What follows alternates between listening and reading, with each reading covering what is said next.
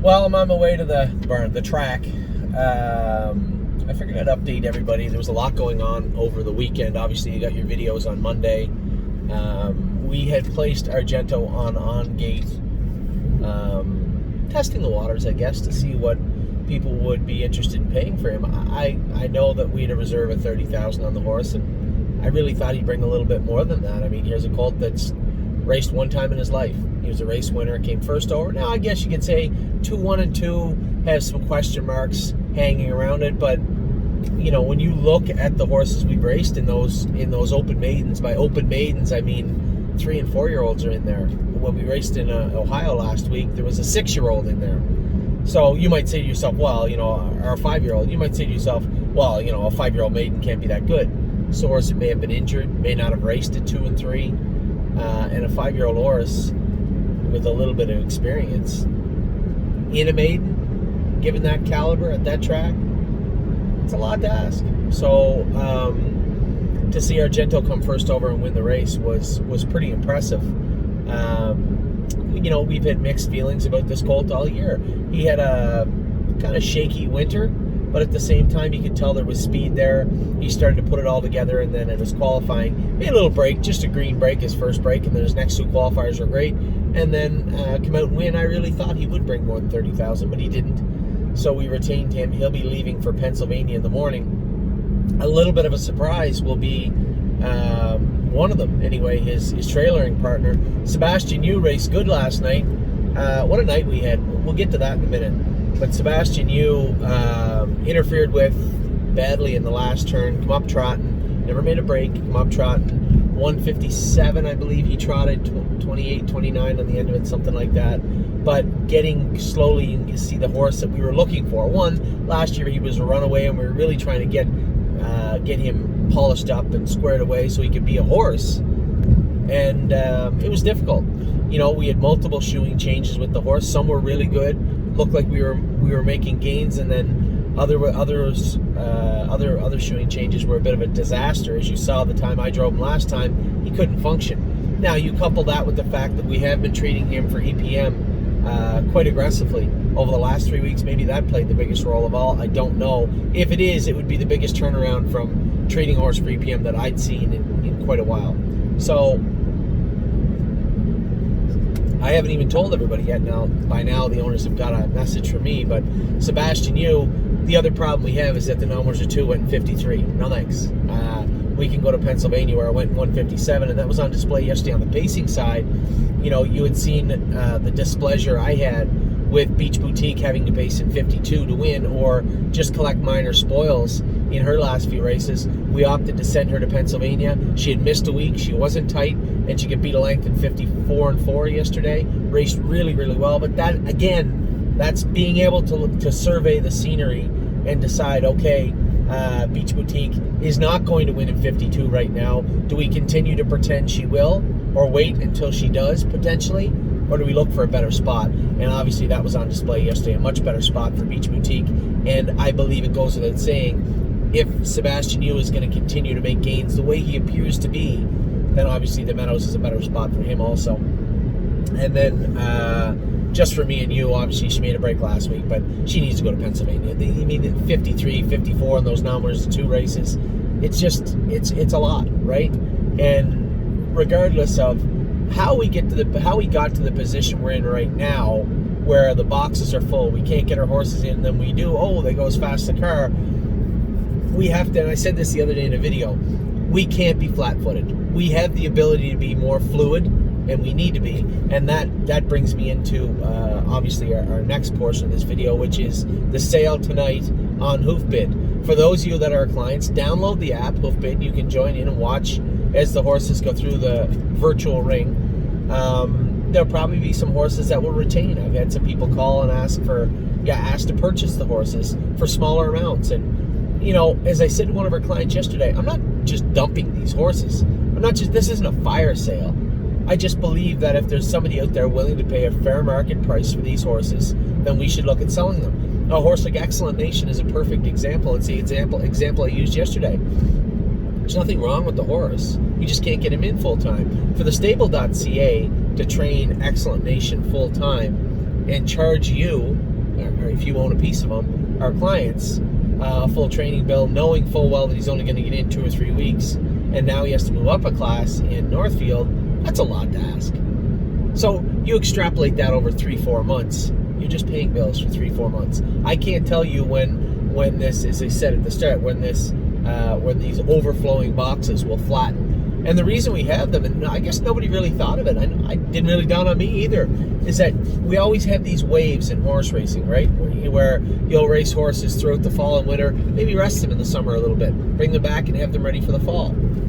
Maybe you'll start racing your 3-year-olds in March and April. Come June and July, they're out of the Nommers 2, out of the Nommers 3. They're gone to specific jurisdictions, or they're now in condition claimers or staking races. But now that nobody got the race, March, April, May, everything's jammed, right?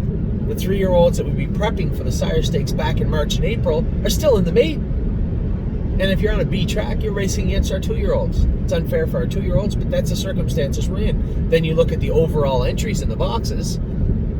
Perfect example was last week.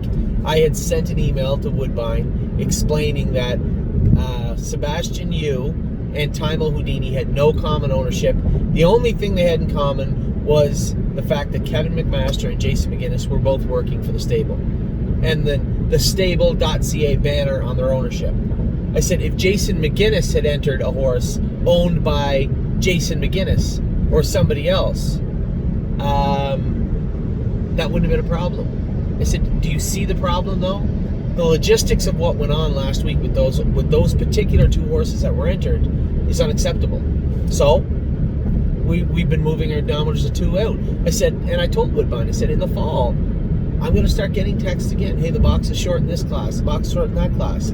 I can't rush out to pull claw our horses back from other jurisdictions because now you have a need for them. So they're gone. They're likely gone. And it puts me in a very difficult position. But I can't be flat-footed. One of the significant owners of Timel Houdini, I called the other day. Very sorry, Ed. I'm working to rectify this. We're trying to fix it. I can pretend that there's no big deal. I can pretend there's no problem. Make bullshit excuses up for people. That's just not how we're going to operate, though.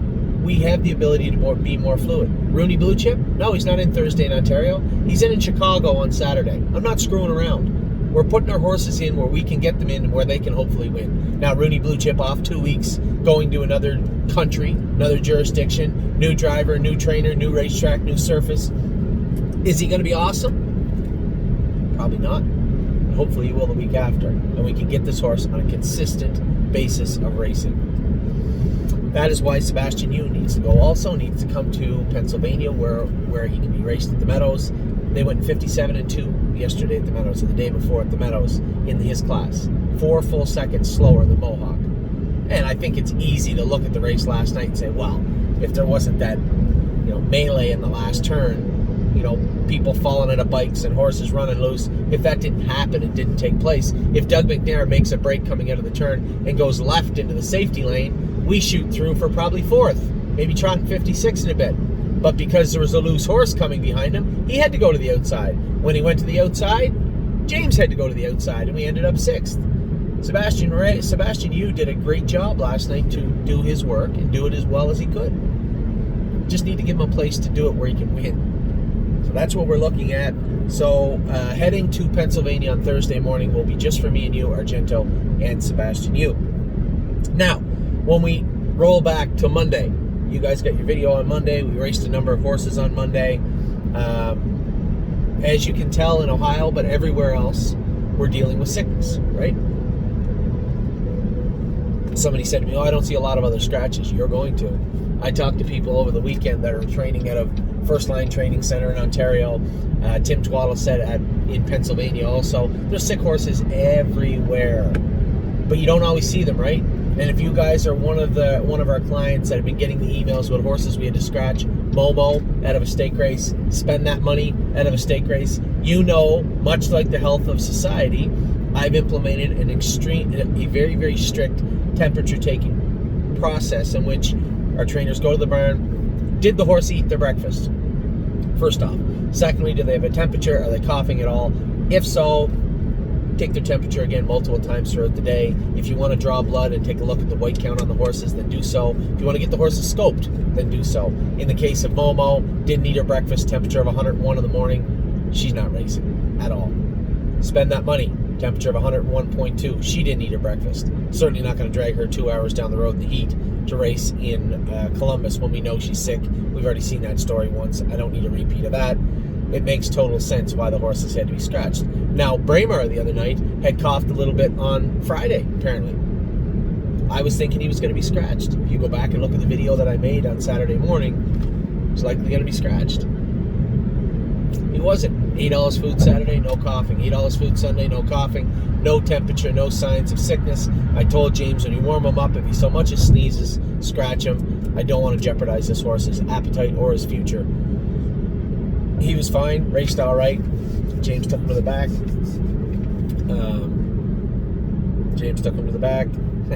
Raced him easy. So we put him back in this week. I just texted the young lady that takes care of him before I left for the barn. I said, hey, Shelby, how's Braemar this week? She said he's been eating good, no coughing, no runny nose, no mucus. So that's good. Still want to put some weight on Braemar. He's a stud. So he's studdy. And he's a little wiry sometimes, gets a little hot jogging. So he doesn't put on the weight we'd like to see him. We've got some supplements coming for him, and we're going to switch his feed up. I'd like to see 50 pounds more on Braemar. 50 pounds of weight will turn into 50 pounds of muscle at some point, and he'll need it. So we are going to try and pack some more weight on our big boy Braemar. So again, circling back, Monday, we raced Tipsy and Dixie and Darling Please. Now, Darling Please, you may know, I've had some people call and say, hey, do you want to sell shares of Darling Please? I don't know what I want to do with Darling. Had she won, I might have sold her outright. She finished third. She raced good. James was happy with her. I was happy with her. Are we going to offer up shares? Yeah, I guess I just got to price her fairly. So we'll probably do something with Darling Please over the next week or so. Tipsy and Dixie. That was the Tipsy and Dixie you want to see. She didn't win. The guy got away with everything kind of cheap on the front end. She trotted 28 seconds. James thinks she's going to be one of the best grass rooters. I believe she is too. She's handy. You see her coming out of the gate, not a step. For a filly that stands off a little bit, doesn't touch herself anywhere, never puts a step in, and she looked racy the other night. The qualifier, she was okay. I thought she was okay. The day I put her on the front, I thought she should have won, and her other filly came and beat her. She was okay. She was good the other night. I was really, really impressed with her. James drove her good too.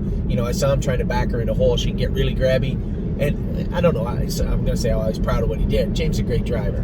Pisses me off sometimes, but he's a great driver and drove Tipsy and Dixie perfectly. White Tiger we'll talk about in a minute, but Tipsy and Dixie and Darling Please both raced very, very good on Monday. Couldn't really ask for much more. Circumstances changing. I think they both could have maybe found their way to the winner's circle. I think Darling Please will excel when we get her on a smaller track. She interferes. Somebody said, she gets rough. You saw her coming out of the gate. She almost made a break. Now, horsemen and drivers alike will always say, oh, she almost run. She almost didn't run. And she did not run. And I think that's the thing about Darling Please. She's dialed in. She likes the competition. And she doesn't got a fluid gait. She'll hit herself and interfere. And she's built to, right? She's kind of short in the barrel. She's got a daisy cutter gait where she just kind of floats over the ground. She's built to maybe interfere, and she does. But she works around it best she can. And I was really happy with her and the way James drove her. I think when you get her on a small, she excels in the turns. Coming out of the straightaways and then down the straightaways, she gets up on top of her jacks. So what I mean by that is her front feet touch up by her hocks. We got her covered up. She wears boots. But it seemed like the more we tried to shoo her away from it, the worse she got.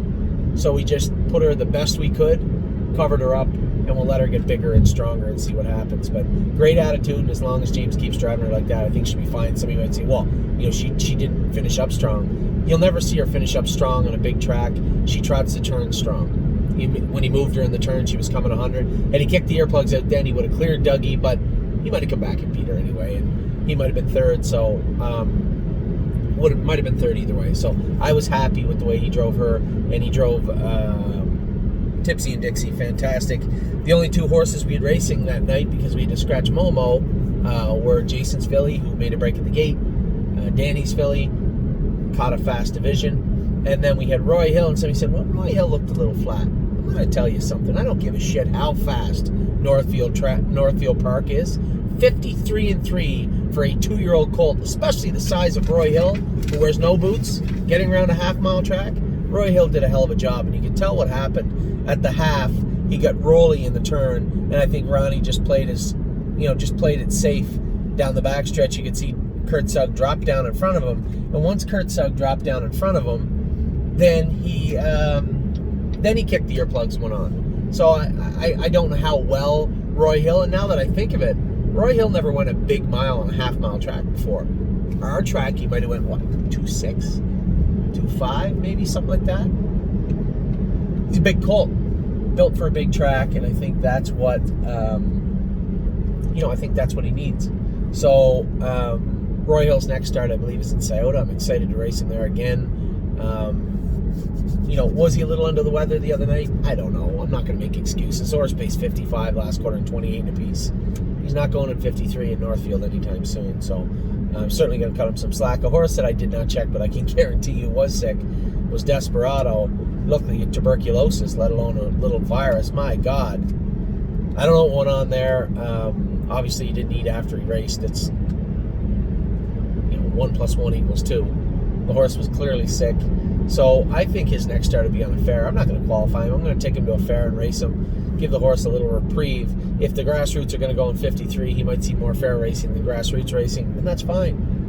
I like Desperado. I want to make sure that he can win races he's in, and whether that's at a fair somewhere in a cornfield or whether that's in Scioto or Northfield, that's fine with me. I know it's a bit of a pain in the butt to load one horse up or 2 horses up and go to a fair an hour away and race on a little track, but at heart, I'm a small-time guy, right? I like racing in the fairs, so I like racing anywhere. And as I said to Jason, I'll load them up in the trailer and take them there myself if you want. If you're too busy, they're going. So by there, I mean, I'd probably take him and I don't know who else. Someone. I'd be happy to take Desperado and race him on the fairs for a little bit, just to get him bravened up and get some confidence in him. As I said, there's no easy racing now. Somebody said, I think back to when we all decided, you know what, let's put adrenaline rush in the grassroots and get him some confidence. I don't remember saying we'll have James run into a bunch of people with him, but I remember having that conversation with somebody about getting him some confidence. And then the grassroots went 52-1, 2/5 of a second slower than the golds went a few days before. So there's no easy racing anywhere. So that was our Monday. I was pretty excited about the fillies in Ontario. Obviously, Harry and Jason and Kevin, everybody's doing a great job in Ontario, best they can. You're going to have horses in this heat that race a little lackluster. One last night, Miss Brampton Beast, if you think back, I just sent Kevin a message when I woke up and I said, I didn't want to bug him last night. Need Your Opinion got run into a bunch of times, and Miss Brampton Beast was weak, and I trained horses my whole life too. I didn't want to call him and bug him. So I sent a message there. I said, Miss Brampton Beast, any shot that it's allergies? If it is, maybe we'll just go easy for a few weeks with her and then start her back up. This didn't look to me like the filly that even I drove the week before, 2 weeks before, or the week before. No, it was 10 days. Or the filly that won at 54 the week before that in Georgian. So either find a better class for her or maybe she has allergies. I don't know, but you can be sure Kevin is on top of that. So Monday, I left feeling all right. Roy Hill, pretty good. Fillies were awesome. Desperado, piss poor, but obviously he was sick. He didn't show the signs that Momo did, though, right? $8 breakfast, $8 lunch, didn't have a temperature. Clearly was sick. So then we went to Tuesday, right? Tuesday, last night, we had a ton of horses racing. I was excited, disappointed because we had to scratch Captain's Maid. Her AST was still high. She was a little bit sick. Can't race her. Jason called me in the morning, spend that money sick, had to scratch her. So the day didn't start off well. Beach Boutique. Beach Boutique was racing at the Meadows. Raced awesome. I watched her race. Now, Tim calls me and says, I didn't realize she was in like 4 to 5 favorite territory. He calls and says, Erin Merriman's not staying. I'm like, oh, great. She's a long shot. I'm like, oh, well. Dave Pallone drove her great. She finished second, raced awesome. And then we were racing a bunch of horses at night. Most notably are the 2 trotters we've been taking our time getting back to the races. White Tiger and Cavill Hanover. They're in tough. They're not going to trot in 52 their first start. So, again, we're surveying North America to see where they need to go. A number of people said Cavill Hanover should be in Yonkers. you could be right, and that might be where he is. Clearly, after last night, he needs another start or two. But I'd say that's a smart move. We had a lot of luck with Yes at Yonkers, who's starting to train next week, by the way. So going to Yonkers, probably a smart idea. So we started off Beach Boutique, raced awesome. Ale Sun, they backed up the fractions in Scioto. They went a 55 the week before. They went 58.3 last night, or 58, whatever she went in. She tried a mile in 58 and a bit, or 59, and looked really good. And then Compass Rose DC, I'd said to Jason, no screwing around. If she's healthy, let her sail out of there. So Tyler Smith drove her great, got her on the front, got away in the 2-hole. Did she bleed? Was she sick? There's nobody there to scope at that point in time at the night. So we're going to get her looked at today. Either way, maybe she just got raced hard in 55. Leaving out of the outside was just too much for her. If that's the case, fine. Let's just not draw 9 anymore. That would be easy, wouldn't it? So I think Compass Rose DC, either she was exposed as being a decent trotter last night that can't trot in 55 after leaving out of the 9-hole, or she still had some remnants of her virus the week before. She ate, she seemed good, so there's no dire need for treatment. There maybe she was a little weak coming off the virus. Maybe she bled a little bit. I don't know, but we're going to find out today. She raced adequately, given the circumstances, especially for a filly that never leaves usually. I know she raced on the front last year, but never this year, and I thought she raced okay. Then we had our Ontario horses racing. Sebastian Yu went out in the first. I see Jody and Louis Philippois got hooked up in the last turn. Louis Philippois got dumped out of the race bike. James had to, slalom around interference and ended up coming to the far outside, finishing 6th, but trotted 57, which is a huge improvement for him. But he said he was good. We did scope him after a tiny bit of mucus, but again, nothing too serious. I think we can work around that. Then we had our 2 boys racing in the 6th race, Cavill Hanover and White Tiger. Now, I'll be completely honest. We've drawn so many outside posts in the last month. And if you are our clients and you have horses racing, and you know exactly what I'm talking about. 8-9, 8-9, 8-9. You draw a rail and you're like super excited, and then James gets away 9th or 8th from the rail. I understand where James is coming from. Hey, let's just get an easy race into him. I get that. The problem I have with that is we train the horses up tight, we qualify them tight, and then we race them like they need 5 more races. I really wish James had got away 5th or 6th, but nevertheless, he trotted the last quarter of the race, trotted one of the fastest miles of his life, and looks like he was explosive down the lane for a horse that was racing his first start. So, although I don't agree with the way James drove him, I was very happy visually to see the horse finishing up that strong. So, I'm a little conflicted inside. 5th could have been 3rd, but he looked good finishing up. And you can tell Cavill Hanover, who, he's a nice horse, but I don't know if he's got the raw power of White Tiger just yet. And he's a bigger colt horse now, so he may need a couple more starts. But 54 flat, I think, equaled the fastest time of his life in the time that we went with him last fall. So you can see a horse like Cavill Hanover a little sloppy on the end of it, so a little weak on the end of it. He'll need a couple of starts, and if it looks like we need a new spot for him, just screaming Yonkers. Yonkers is tattooed all over him, so it looks like that may be where he's going. But all in all, he was adequate. Again, last night, another adequate trip. And then we finished off the night with 2 grassroots. Miss Brampton Beast wasn't herself. I inside suspect that maybe allergies. This is a filly that allergies are bothering her. So if that's the case, maybe we'll go easy for 2-3 weeks and maybe drop her into the Prospect Series or find a spot for her and then come forward with her.